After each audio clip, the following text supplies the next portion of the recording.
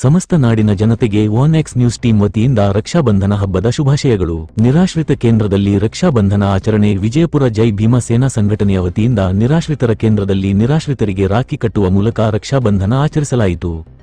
ಜೈ ಭೀಮ್ ಸೇನಾ ರಾಜ್ಯ ಸಂಚಾಲಕರಾದ ಸಂತೋಷ ಭಾಸ್ಕರ ಅವರ ಅಧ್ಯಕ್ಷತೆಯಲ್ಲಿ ಹಾಗೂ ನಗರ ಘಟಕ ಅಧ್ಯಕ್ಷರಾದ ವಿಜಯ ಆಲೂರ ಅವರ ನೇತೃತ್ವದಲ್ಲಿ ರಕ್ಷಾಬಂಧನವು ಶ್ರಾವಣ ಮಾಸದ ಹುಣ್ಣಿಮೆಯಂದು ಆಚರಿಸುವ ಪವಿತ್ರ ಹಬ್ಬ. ರಕ್ಷಾಬಂಧನ ಹಬ್ಬವು ಕೇವಲ ದಾರ ಕಟ್ಟುವುದಲ್ಲ, ಬದಲಾಗಿ ಸಹೋದರ ಮತ್ತು ಸಹೋದರಿಯ ನಡುವಿನ ಬಲವಾದ ಸಂಬಂಧವನ್ನು ಸಂಕೇತಿಸುತ್ತದೆ ಎಂದರು.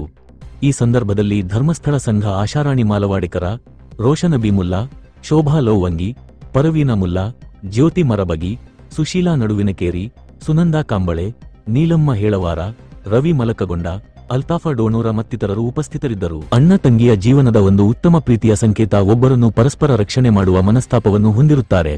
ರಕ್ಷಾಬಂಧನ ಪ್ರಾಚೀನ ಕಾಲದಿಂದ ಬಹಳ ಪ್ರಾಮುಖ್ಯತೆ ಹೊಂದಿದೆ. ಪರ್ಯಾಯ ಹೆಸರುಗಳು ರಾಖಿ, ಸಾಲುನೋ, ಸಿಲೋನೋ, ರಾಕ್ರಿ ಆಚರಿಸಲಾಗುತ್ತದೆ. ಭಾರತೀಯರು ರೀತಿ ಆಚರಣೆಗಳು ಹಬ್ಬವನ್ನು ಮನೆಯಲ್ಲಿ ಮತ್ತು ಅಣ್ಣ ತಂಗಿಯರ ಮಧ್ಯೆ ಆಚರಿಸುವ ಹಬ್ಬ. ದಿನಾಂಕ ಶ್ರಾವಣ ಪೂರ್ಣಿಮೆ. ಹುಣ್ಣಿಮೆಯ ಭಾಯಿ ದೂಜ್, ಭಾಯಿ ಟೀಕಾ ಸಾಮಾಜಿಕವಾಗಿ ಸಂಬಂಧಿಸಿದೆ. ಭಾರತೀಯರು ಶ್ರಾವಣ ಮಾಸದಲ್ಲಿ ಆಚರಿಸುವ ಒಂದು ಹಬ್ಬ. ಆ ದಿನ ಸಹೋದರಿಯರು ತಮ್ಮ ಸಹೋದರನ ಮುಂಗೈಗೆ ರಾಖಿಯನ್ನು ಕಟ್ಟಿ ಆರತಿ ಮಾಡಿ ಸೋದರನ ಆಶೀರ್ವಾದವನ್ನು ಬೇಡುತ್ತಾರೆ.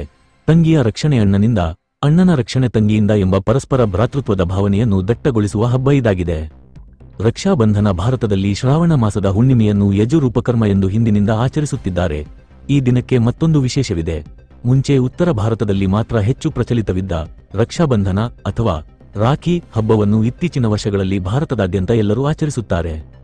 ಆದರೆ ಅಣ್ಣ ತಂಗಿಯರ ಬಾಂಧವ್ಯವನ್ನು ಪ್ರತಿಯೊಬ್ಬರೂ ಭಾವನಾತ್ಮಕವಾಗಿ ಸ್ಮರಿಸುವ ಈ ದಿನ ಬಾಲ್ಯದ ಅನೇಕ ಸಿಹಿ ಕಹಿ ನೆನಪುಗಳನ್ನು ನಮ್ಮ ಮನದಲ್ಲಿ ಮೂಡಿಸುತ್ತದೆ.